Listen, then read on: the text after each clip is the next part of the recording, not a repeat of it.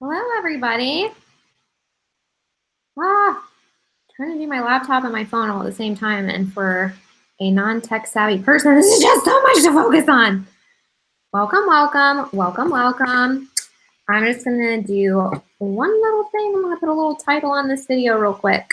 All right. Hello, hello, Letitia, Stephanie, KM Smile. All right, just gonna put a title on here. Let's talk about healthy poop. That's the title. All right. And I have my handy dandy little poop emoji pillow. Who doesn't want one of these? Who doesn't want one of these? This is a Christmas present. I literally put this on my Amazon wish list for Christmas. I had, I think I had the regular one, and then I had this pink one with the crown, and this is the one that I was gifted for Christmas. So it worked out really well. Hello, lovely 113. All right, so welcome everybody. So on Fridays at 12:30 EST, I go live and I do a Welly Belly talk in my Facebook group, Got Love with Kylene. And I'm also currently streaming to TikTok. So welcome everybody. Hi, Ashley. Hello, ladies. So for those of you who don't know who I am, my name is Kylene Terhune. I am the founder and CEO of My Balanced Biome. And I work with women all across the country to help them feel better in their gut. So if they're having constipation, diarrhea, acid reflux, bloating, fatigue, all these different things, this is what we work on. So I'm also the co-founder of Empower Her, which is a 12-week gut and hormone restoration program. And we are currently coming into week 4. We're ending week 3 and we're going into week 4. And just watching all of the women and their progress there is just like so extremely wonderful. So today I was going to talk about what is healthy poop. So a couple of things that, let's just start with the fact that poop is really important and nobody talks about it, right? Nobody talks about it. But this is why it's really important, because your liver breaks things down. And it says, this is a toxin, this is a chemical, this has been used, this is done, I'm done with this, whatever. I need to mark it to go to the kidneys or go to the colon or whatever, right? And so all these things that get marked to be urinated or pooped out need to get pooped out because they are used hormones that are now marked for excretion. They are chemicals or toxins or utilized things that our body has already done its thing with. And then fun fact, about 60% of your poop is actually dead bugs. So your bacteria and your microbiome, they have a life cycle, they live, they die, and they have to be pooped out when they die. So it's really, really, really important that you poop, because if you are not pooping, then you can, first of all, cause inflammation in the colon because you're stopping it up. It can become very uncomfortable, first of all, but it can also cause some inflammation, and you may also reabsorb some of the things that your body has marked for excretion. And this actually, believe it or not, can contribute to hormone imbalance, because some of the things that you can reabsorb are hormones, and it can lead to things or contribute to things like estrogen dominance when we are constipated. So this is a really, really important problem. So if you're constipated, we need to, that's like the number one thing, because if we're ever going to do a pathogen protocol where we are looking at a stool test and we are changing your diet and we're changing your lifestyle, and our goal is to get rid of bad bacteria that are causing anxiety or causing mood issues or contributing to those things, contributing to inflammation and all this kind of stuff. If we are going to go in and do a stool test and address those issues, the number one thing that you have to be doing is pooping, because if you're constipated and you're doing a pathogen protocol and you are killing these things off, but you're not pooping them out, you'll actually feel very sick. So sometimes you'll hear practitioners talk about the, I can't remember what they call it. It's like the the healing, I don't know. Basically, it's the detox process. And what is it called? They call it the healing something. The healing paradox, I don't know. But what it is a detox process. And if this is happening at a rate, like if things are dying off and you're killing these bad bacteria at a faster rate than your body can eliminate them out of your body, you're going to feel really bad, and you might have flu-like symptoms. You might, feel nauseous. You might just feel really, really crappy. You might get a headache, whatever that is. So there's just a lot of reasons that we want to poop. So let's talk about what good poop, what's healthy poo habits look like, and then we'll talk about some other things as well. Okay, so the number one thing is that you poop every single day. So every single day. So a lot of people say, oh my gosh, I only poop 3 or 4 times a week. That's not okay. You eat like a minimum of 21 times a week. So pooping 3 to 4 is not optimal, okay? Optimally, you are pooping minimum once a day. The second piece is that you should be going within an hour, usually less than that, of waking up.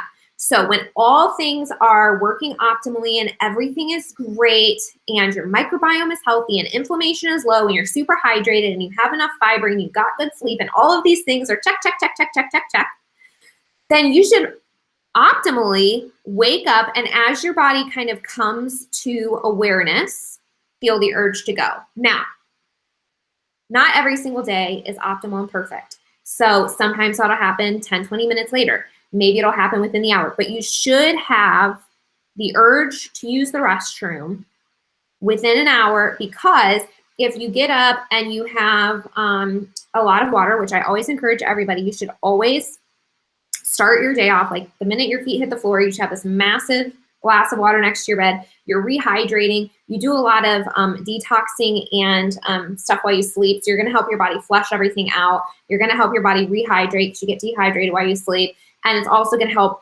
wake up your organs and your digestion and all these different things. So you should always hydrate immediately when you wake up.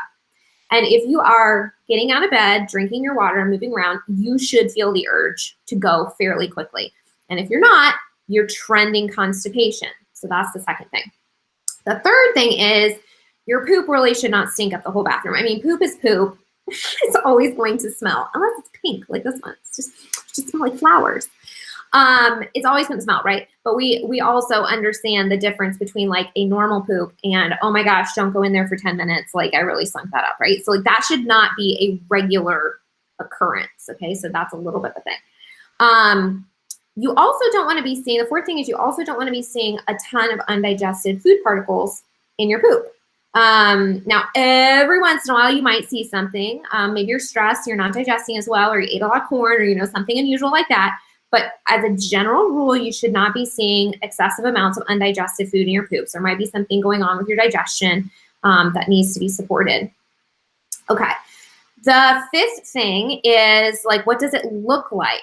Okay. So it should be fairly long and not chunky. It should be soft and held together. And so what you don't want is, if you look at the Bristol stool chart, you can Google that, Bristol, B-R-I-S-T-O-L. What you want is for it to be formed. And if it starts to get chunky or a little bit too hard, that trends constipation. If it starts falling apart, that trends diarrhea. So it's soft but formed. That's what you want to look for. The sixth thing is that you want it to be medium brown. So there are different colors that people can see: yellow, black, red, green. These all indicate different issues. So a typical healthy poop is soft but formed, and it is medium brown, or just generally brown. And the last thing, probably not the last, we might be able to talk about more things, but the last thing for today is that you should not require a stimulant, AKA coffee, to go in the morning. So like I said, you should be able to wake up, drink water, get moving, and feel the urge to go. And this should be happening every day. So just to recap, what does healthy poop look like? You poo every single day within an hour of waking up, usually less than that. It doesn't sneak up the whole bathroom. You don't see excessive amounts of undigested food. It's not super hard. It's also not falling apart. It's soft but formed. it's medium brown, and you don't require a stimulant in order to have a bowel movement. So obviously then unhealthy poop is going to be constipation or diarrhea or rotating between the two. So sometimes, like I said, I'll have people say, I only poop 3 to 4 times a week, so definitely constipation. Or I eat certain things and pretty much after every single meal, I have diarrhea. It's like that's a problem as well. So there's definitely stuff going on in your gut there. You should not be bloating after meals. You should not be experiencing that. And you should not be having difficulty using the restroom. It shouldn't be uncomfortable or hard or painful. And you should not be skipping days. So those are kind of the things to look out for in terms of unhealthy poo habits. So what are the reasons that you may have poo problems? Let's talk about a couple of them. Hello, hello, hello, hello. Thanks for joining me, you guys. This is so cool. Okay. Potential reasons for unhealthy poop. And by the way, I have a cheat sheet on this. TikTok, you can click the link in my profile and download the cheat sheet. That's basically what I'm going through right now. And so you can print it out as a reminder to yourself to kind of look back at what we're talking about. And on my private Facebook group, Gut Love with Kylene, I will give you the printable in the group. Okay. Potential reasons for unhealthy poo. Here are just a few. Stress. Okay, so let's talk about this really quickly because people underestimate stress. And I'm just going to tell you, if you have been watching my TikToks recently, you know that I have been under an inordinate amount of stress recently, and it has really hit me hard and brought me to my knees, and it's been very difficult for me the past couple weeks. My poop has been off, okay? So you may notice there's a couple, it could go either way for you depending on what's going on. If you are having a lot of stress and your body is releasing all of these stress hormones and stress reactions, you may experience diarrhea because, or really, really soft and just like not normal poops. Because when your body goes into fight or flight, one of the reactions of fight or flight, basically the goal in fight or flight is to survive, and all other bodily processes that don't have to do with survival, like, go away. Your digestion gets shut down and you urinate and you poop and all these kinds of things. It's like, let me clear it out and let me focus on survival. And so if you've ever had like a really nerve-wracking situation where you're going to go speak in front of a lot of people, you might notice that you have the poops and you have to pee a lot. And that's just part of the stress response. So it may go that direction because you're in fight or flight and you have a lot of diarrhea. The other way it could go, of course, depending on what's going on and how you respond to stress and everything, and what type of a stressor it is, you could get constipated because maybe you're like a little bit more mentally stressed and you're like focusing on work and you're really busy and all these kinds of things and you're forgetting to drink your water. So we do always have to remember the basics because people will say, hey, I haven't been pooping. And I say, well, have you been drinking your water? Did you eat enough fiber, all that kind of stuff? And it's like we can forget the basics sometimes, and it's like, oh wow, like I drank 1 cup of water yesterday instead of the 6 that I'm supposed to have, and just by pushing that water, it fixed the problem. So you got to remember the basics. But stress is one of the potential reasons for unhealthy poo. And so if this is an ongoing thing, your stress response is supposed to be acute, meaning it's supposed to be based on the current situation and then go away. It's not something that should be occurring long term. So if you are having like chronic stress, and this is stuff that we want to make sure that we're addressing, right? We want to make sure that we're including intentional times in the day to bring your body back into rest and digest mode. So just a couple tips on some ways that I've been doing that recently is with everything going on, I have been doing like a 10-minute meditation in the morning. It's a guided meditation. So for all of you fellow, like my brain can't focus and meditation seems scary, I get it. I'm with you. So I have been doing a guided meditation. You lay there and you visualize and you listen to it and it's awesome. And it's 10 minutes and that can help you. And you can incorporate deep breathing in there if you want to, all those different things.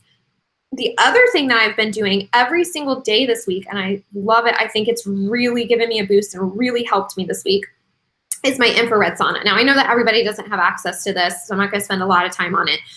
But an infrared sauna has a ton of benefits, and one of them is that what it does is it puts your body into rest and digest mode, and it basically forces your body into the parasympathetic rest space. So I've been doing a meditation, and I've been doing infrared sauna every morning. So potential reasons for unhealthy poop habits. Stress is a big, big, big one, and I just talked about why.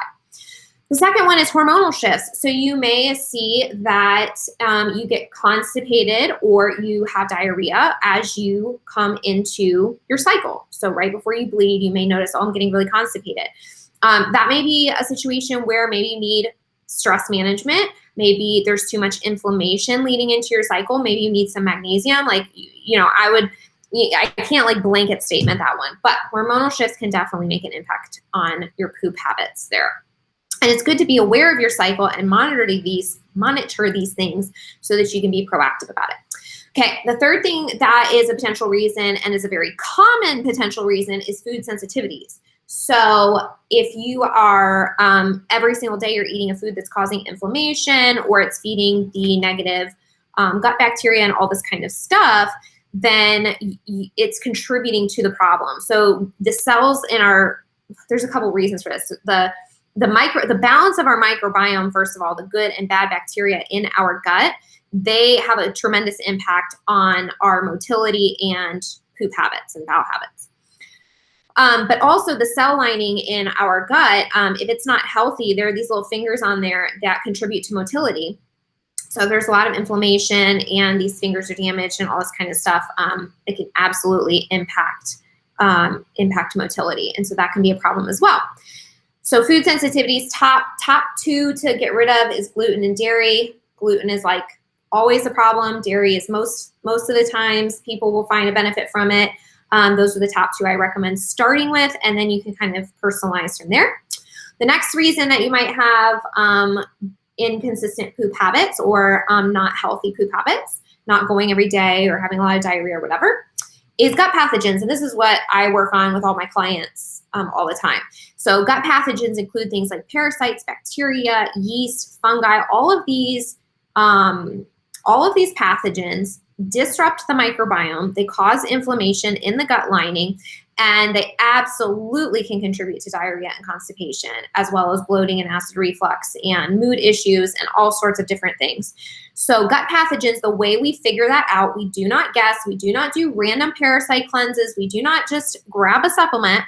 What we do is we run a stool test, a GI map, and we look and we see, and I need to do some videos about like what the GI map shows, but what we do is we see what bacteria are present and which ones are pathogenic that are overgrown. So the point of the beneficial bacteria, besides creating things like B vitamins and short chain fatty acids and all these beneficial things, the point of the good bacteria is to keep the bad bacteria in check. So what we see on the stool test is when that balance is not happening, and when bad bacteria are opportunistic bacteria, and the reason they're called bad or opportunistic is because they are not providing all these good things that the good bacteria do.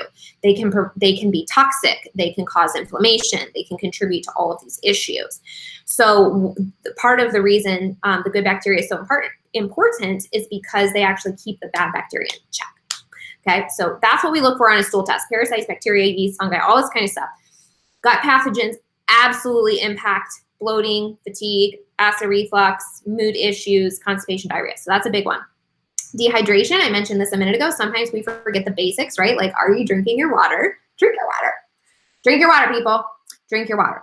And of course, food poisoning can be like a major one. Like, obviously, you're going to have food poisoning. It's going to come out both ends, right? You want to check the Bristol stool chart. This is all kind of new information for you, the Bristol stool chart. And like I said, I'm TikTok, if you click the link in my bio, there's this free download and it has this in there. And Facebook, I'm going to pop this in the Facebook group so you can look at it. But if this is new to you, what you want to do is you want to look at the Bristol stool chart and be like, okay, which way am I trending? Constipation, diarrhea. You basically want to be a type 4 when you are looking at that. You also can check out the different poop colors and what that means. And what I would say in terms of moving forward, if you're having issues, you want to make sure that you are looking at what you're eating. You want to look at your stress, and you potentially want to look into testing as well if it's been a long-term issue. Okay. Beth AC22 says, I don't have my gallbladder anymore and have constant issues. So your gallbladder, so it's interesting because a lot of times people don't think about the gallbladder playing a big role in digestion, except that it does because it influences bile production and release, and that has to do with breaking down your fats and all that kind of stuff. So it actually plays a really big role in digestion, and we'll just take it out and then never tell anybody to do anything. So first of all, a stool test would be really beneficial to see if there are other imbalances that have maybe kind of trickled down that we can address. Secondly, you want to make sure that you're gluten-free, that you are eating a natural whole foods diet. You may want to be conscientious about the types of fat you're eating, and there are specific enzymes that designed for people that do not have gallbladders. I believe one brand is the Dr. Mercola brand. I think it's called Gallbladder Enzymes, actually, I think is a supplement. So you might want to look into that and see if that helps. And if that doesn't, really solve the problem, or you don't see significant difference by going gluten-free and trying enzymes, you might want to look into some stool testing to see if there are some other imbalances going on. And honestly, if you were having gallbladder issues in the first place, then there's probably some other stuff going on as well that you would want to check out. Okay, so I just talked for 21 minutes straight about poop. What questions do you guys have? I got to pop off in about 5 minutes, but I'm happy to answer questions while I'm here. Hello, Arts by Erica, Gina, Stacy. Hi, everybody. Beth. Welcome. Jukebox, Kim Butera. All right, I'm going to pop, let's see, I'm going to pop on Facebook here and see if they have any questions. I'm so glad you guys joined me. So just a reminder, on TikTok, everything I just talked about is kind of outlined in the link in my bio. So you are welcome to download that free. It's basically the Healthy Poop Cheat Sheet. So you can download that. And Facebook, I will pop that link below this video so you can just print that and take a look at it. All right. Should I do another one on constipation, you guys? Like specifically on constipation, like what you can do about constipation? Should I talk about that? Let me know. Drop a comment if you want to do a specific one about constipation. Okay, cool. All right, well, maybe I'll do that next week then. Okay, every Friday at 12:30 EST, Gut Love with Kylene, private Facebook group here on TikTok. I go live and I'm going to talk about, by the way, if you are like, I didn't catch all of that, the TikTok lives go away, but they stay in the Facebook group. So feel free to pop in there and you can rewatch and you can go watch old Welly Belly Talks, and there's so much more information in there as well. So thanks for joining, you guys. Yes, been living with constipation. Whoa, girl, we need to work together. 15 years is way too long. So, okay, cool. Maybe that's what I will talk about next week then. All right, well, I hope everybody has a happy Friday. I hope you have a magical, wonderful weekend. If you are celebrating Valentine's Day, I hope you have a wonderful Valentine's Day. If you need to listen to some angry music, I hope that you have a nice time either way. So happy weekend, you guys. Happy Friday. And yeah, we'll talk to you soon. Bye.